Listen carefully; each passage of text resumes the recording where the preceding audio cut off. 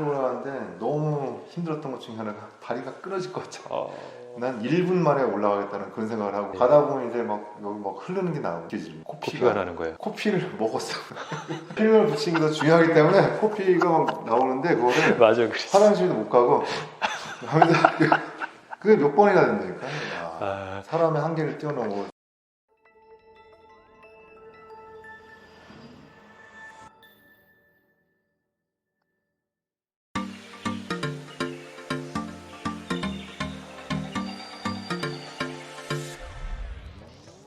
딱 말씀드리고 싶은 분은 제가 의사의 길을 가면서 이제 죽음의 과정을 보여준 분이 한 분 계신데, 그분은 그 돌아가셨을 당시에 이름과 얼굴, 머리 상태, 치료 들어간 거에 다 기억나요. 다 기억나는구나. 2000년도 2월 달인데 대학교 졸업하자마자 취직하고 바로 들어가잖아요. 그 졸업식장에서 바로 병원으로 갔으니까.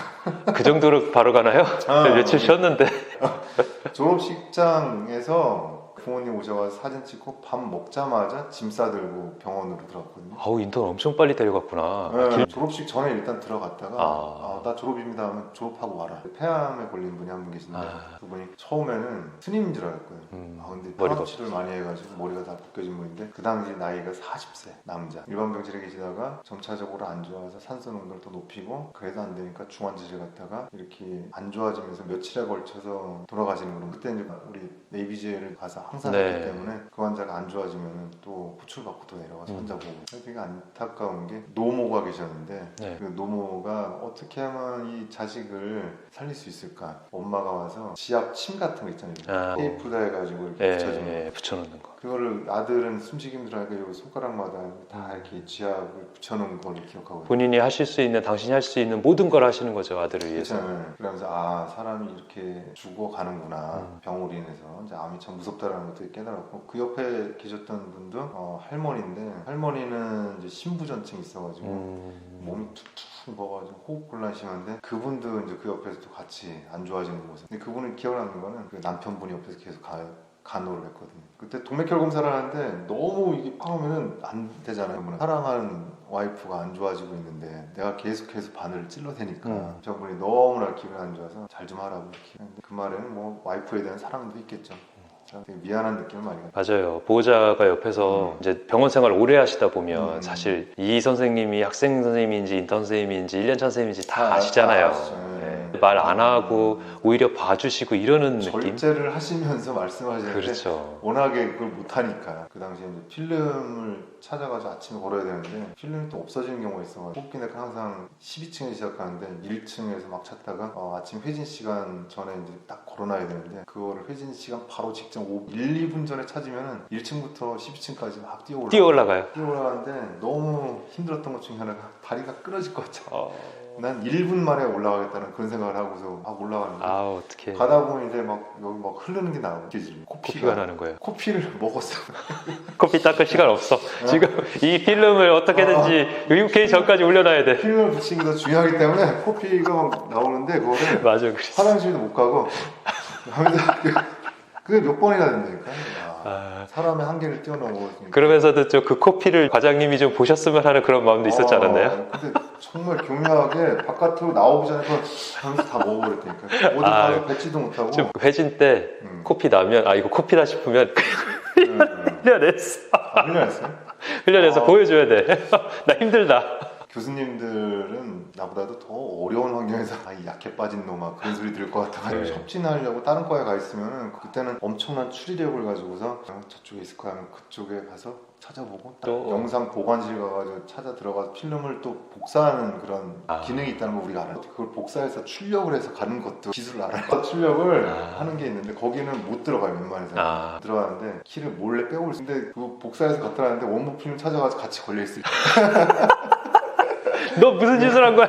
밤새도록 그 필름 한 장을 찾기 위해서 한숨도 못 잔 적이 있어요. 원래 인턴 업무가 1시 늦으면 2시 그 정도에는 다 끝나야 되는데 못 끝내죠. 필름 한 장을 못 찾으니까. 그러면 인턴 업무의 기본으로 끝나는 시간이 한두 시인 거고 못 찾으면 계속 새벽 동안 찾는 거예요.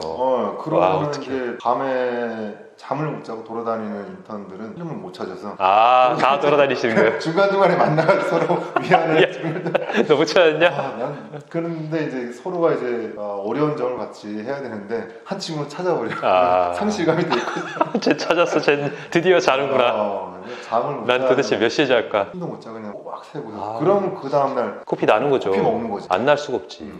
그러니까 진짜 필름 찾던 시대에 인턴 하셨던 분들 대단하셔요. 저는 아니거든요. 저 5년의 차이가 있어요. 분명히. 그 사이에 이제 전산으로 바뀌었는데 선생님만의 네. 건강을 위해서 조금 신경 쓰고 계신 거나 특별한 요령 같은 게 있다면 우리 시청자 여러분들께 좀 한마디 해줄 수 있을까요? 저 자신의 몸 상태도 이제 40대 초반, 이제는 또 뒤쪽으로 많이 가고 있는 그런 상태인데 몸 상태가 좀 많이 바뀌어가는 거를 느끼고 왜 이럴까 막연히 생각만 했는데 저는 제일 중요한 것 중에 하나가 이제 마음가짐인 것 같아요. 마음을 너무나 각박하게 갖고 또 여유가 없고 그렇다 그러면 몸이 항상 긴장 상태가 되거든요. 네. 긴장 상태가 되게 되면은 우리도 왜 간다는 건 깨지기 쉽잖아요. 네. 긴장 상태가 필요할 때도 있어요. 우리가 이제 근무할 때 적절한 긴장도를 유지하라고 하는. 근데 매사가 긴장이다. 그러면 안 되는 거거든요. 맞아요. 중간에 풀어줄 시간이 꼭 있어야 되는 거잖아요. 매사가 긴장이다 그러면 안 되는 거고 상대방의 얘기를 그냥 인정해주고 내가 예전에는 이제 귀를 너무 닫고 지낸 건 아닌가. 그러면서 내 자신이 거기에 대해서 상대방에 대해서도 너그러워질 수도 있는 거고 그러면서 더 많이 받아들여질 수도 있는 거고 그게 내 몸하고 되게 직결된다고 생각을 하거든요. 그러니까 내가 그런 어떤 그 포용력 같은 게 없다 그러면 내 몸도 결국에는 망가질 수밖에 없어요. 거기에 따라서 생기는 게 제가 최근에 느낀 거는 이제 알러지. 내 몸에 없던 알러지가 생겼는데 생각해보니까 너무나 몸이 안 좋은데 날카롭게 지내고 각성 상태에서 늘 긴장 상태에 있다 보니까 그게 생긴 것 같더라고요. 음식에 대한 알러지가 생겼어요. 없던 알러지가 갑자기 네, 생겼어요. 네. 그게 긴장 상태와도 관련이 있다. 면역 반응이라는 거를 보게 되면은 내 몸이 어떤 필요에 의해서 그 면역 반응이 발동이 된다 그러면 다행인 거지만 너무 과도하게 긴장돼 있다 그러면 그때도 면역 반응도 되게 긴장할 수밖에 없는 거고 그때 뭔가 외부에 대해서 지나치게 과민 반응을 보일 수 있다는 결론을 제가 내렸거든요. 그렇게 돼서 최대한 마음을 편하게 가지려고 했더니 음식에 대한 알러지도 좀 없어지고 까놨고.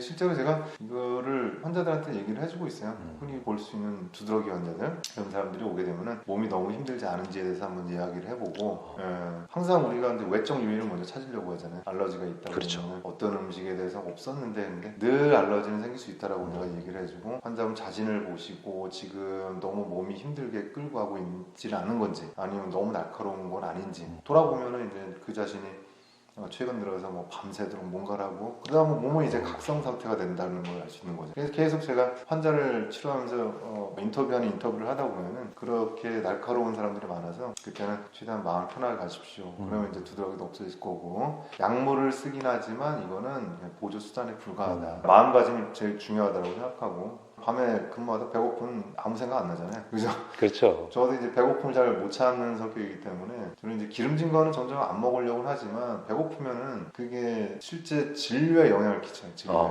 그렇죠.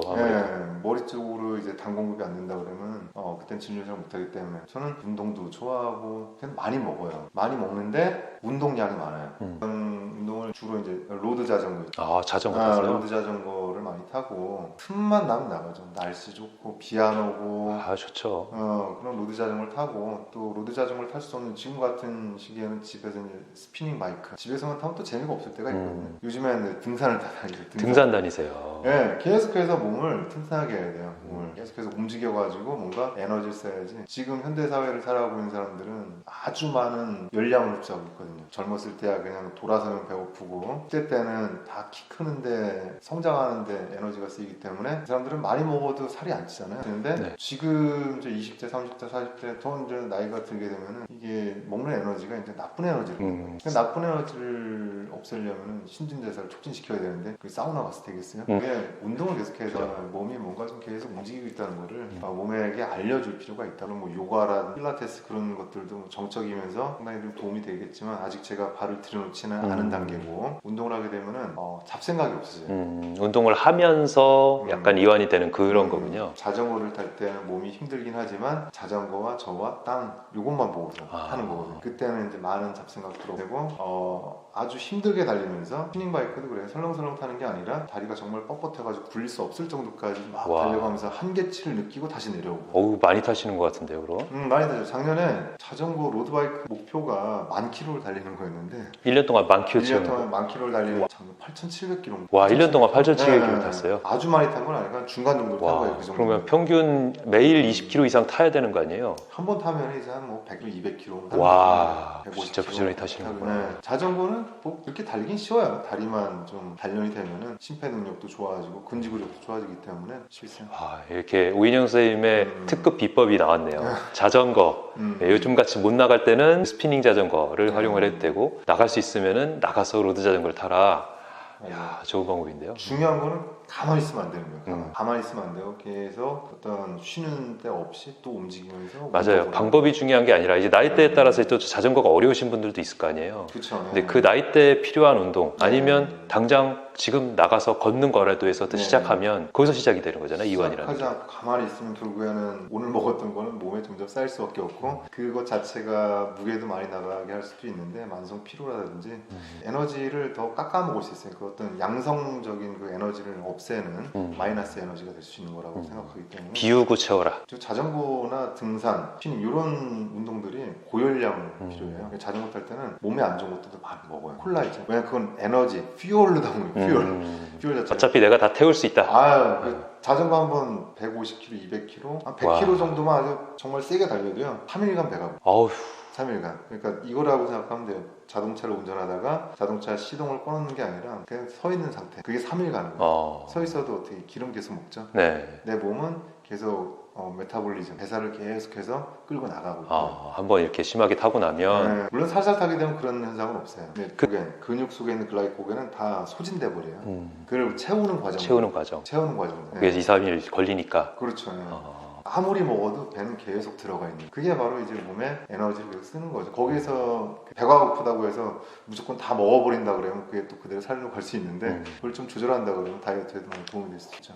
그럼 먹는 거 조절하는 뭐 특별한 요령 같은 거 있어요? 먹는 거를 조절하는 특별한 요령이라 점차적으로 매년 하는 직장 검진을 보다 보니 콜레스테롤 수치가 운동을 많이 해도 계속 좀 높아지는 추세인 것 같아요. 되도록이면은 채소 위주로 좀 많이 먹으려고 하는데 고기도 안 먹어주면 또 힘이 없기 때문에 내가 특별하게 어떤 한쪽으로 몰아서 제가 먹는 스타일이 아니거든요. 그러니까 뭐 극단적인 다이어트는 배제하시고 골고루 먹는 정말 스타일이죠. 싫어요. 제가. 일단 뭐 황제 다이어트라고 해서 고기만 먹는 다이어트도 있고 어떤 사람은 베지테리언이라고 해서 채소 먹는다고 하는데 사람이 잡식동물이거든요. 잡식동물이기 때문에 골고루 먹어야지. 어떤 그 특별한 경우에 한해서 뭐 시기를 좀 바꿔야 되는 경우 그런 경우가 아니면은 편하게 먹고 마음대로 먹고 뭐 양이야 뭐 좀 조절하면 되는 거고 마음가짐 편하게 하고 운동을 좀 적절하게 해서 내 자신을 유지할 수 있는 보면 사람들이 다 알 거예요. 내 자신의 어떤 그 운동량과 섭취량이 어느 정도인지 그렇죠. 생각을 안 해서 그걸 좀 알아야죠.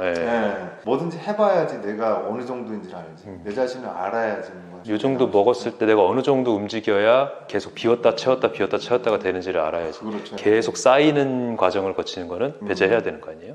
그게 거기에 운동과 이 스피닝 자전거, 로드 자전거가 제일 딱 맞네요. 근데 운동을 계속하는 게 건강을 유지한다는 게 우리 의사들한테 중요한 게 밤에 피곤한 환자 보기 어때요? 감기 한번 심하게 걸리면 어때요? 환자 볼 때 말수가 줄어들 거예요. 내가 환자를 통해서 더 많은 정보를 캐내고 초음파에도 한 번 더 대가지고 알아보려고 했던 그런 노력들은 사실 몸이 힘들어지게 되면 그거를 좀 소홀히 할 수밖에 없어요. 인간이기 때문에. 내가 힘들면 안 하게 되니까. 그래서 계속 운동을 하는 이유가 내 자신이 그 웰빙 센스를 느끼고 건강해야지만이 환자들한테 줄 수 있는 서비스를 줄 수 있다라고 생각하거든요. 이것도 어떻게 보면 단순히 내 몸을 위한 게 아니라 프로의식에서 나오는 것도 있네요. 아니, 그럴 수 있어요. 몸이 아프면은 확실히 말수가 적어지거든요. 그게 점점 더 많이 느껴지고 있고 내 자신을 많이 잘 지켜야 된다. 단 운동을 할 때는 안전하게 해야 되는 거예요. 다치면은 그냥 말짱방이에요. 그 운동이라는 건 항상 내 자신을 보호해가면서 즐겨야 돼요.